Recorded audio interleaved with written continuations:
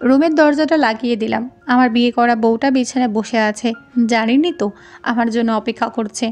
3 মাস আগে আমাদের বিয়ে ঠিক হয়েছে। একটা পিকে আমার বউটাকে দেখেছিলাম, সেই থেকে আমার ঘুম হারাম হয়ে গেছে। কিন্তু আমার তো এখন লজ্জা লজ্জা লাগছে। থাক, বাসর রাত লজ্জা পেলে চলবে না, বিড়াল মারতেই তো হবে। তাই আবল তাবল না ভেবে বিছানায় উঠতে যাব তখনই। এই কী করছেনটা কি? কেন বিছানায় উঠছি? আমি হালকা ভয় পেয়ে। কেন বিছানায় উঠছেন? কেন? কেন? তাহলে কি করব? কি করবেন মানে? না মানে বিছানায় উঠবো না কেন? না উঠতে পারবেন না। তাহলে কি করব? আমি কি জানি? যান সোফায় গিয়ে বসে থাকেন। আমি মেহেদি, বিদেশ থেকে লেখাপড়া শেষ করে মাত্র 3 দিন হলো দেশে এসেছি। আর এর মধ্যেই আমার জীবনে 12টা বাজিয়ে দিল। কি আর করা, বিয়েটা করতে হলো। মেয়েটার নাম জান্নাত। কিন্তু মা ভাবি মিলে কেমন বউ এনে দিল আমাকে, বিছানায় উঠতে দিচ্ছে না।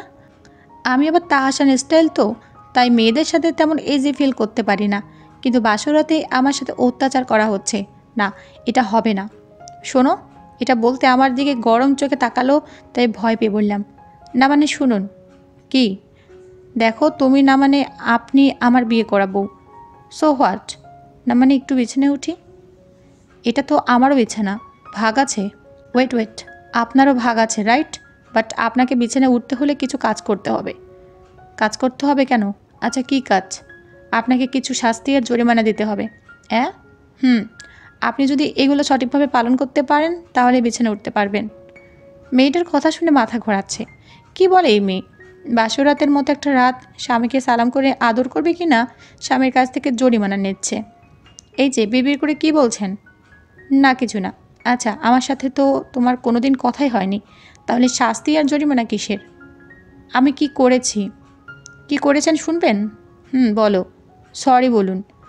শুনুন, আমি জীবনে কোনো দিন প্রেম করিনি, কারণ আমি আমার স্বামীর সাথে প্রেম করব বলে।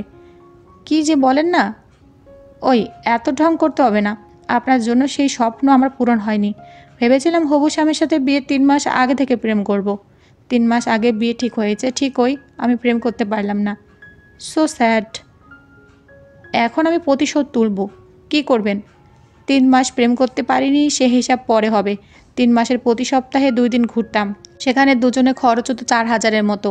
তাহলে আমার 2,000, মাসে 4 সপ্তাহ, 3 মাসে 12 সপ্তাহ, তাহলে আমার 24,000 টাকা হচ্ছে। টাকাটা নিয়ে আসুন। কি? এখন তোমাকে এত টাকা দিতে হবে?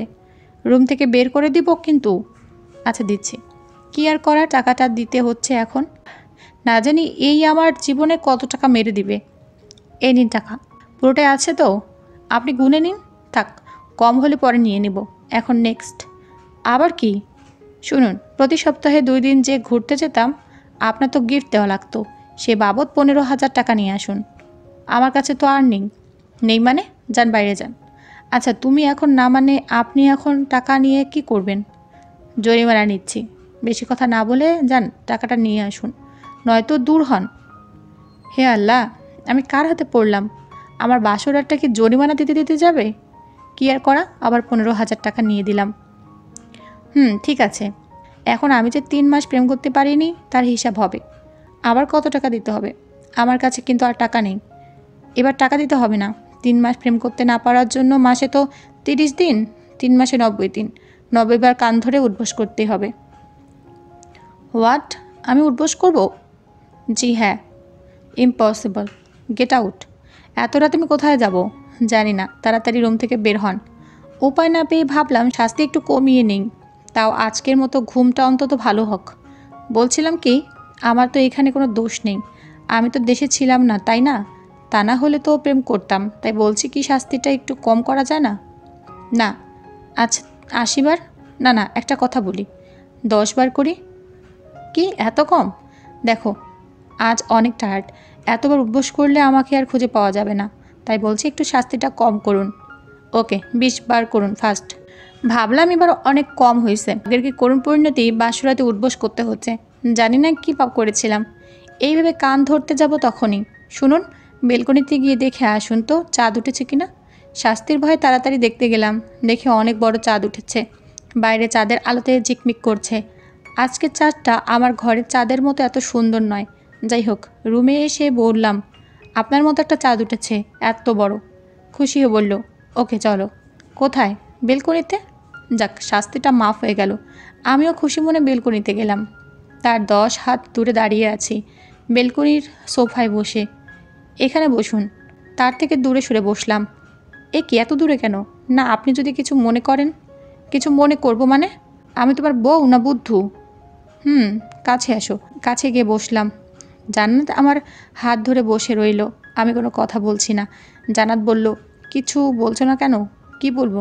জান্নাত মনটা খারাপ করে আমার হাত জড়িয়ে কাঁধে মাথা রেখে বসে রইল। কিছুক্ষণ পর, মেহেদি, বলো। I love you. কবে থেকে? 3 মাস আগে থেকে। I love you too. হঠাৎ আমার ঠোঁটে মিষ্টি একটা নরম ঠোঁটের স্পর্শ।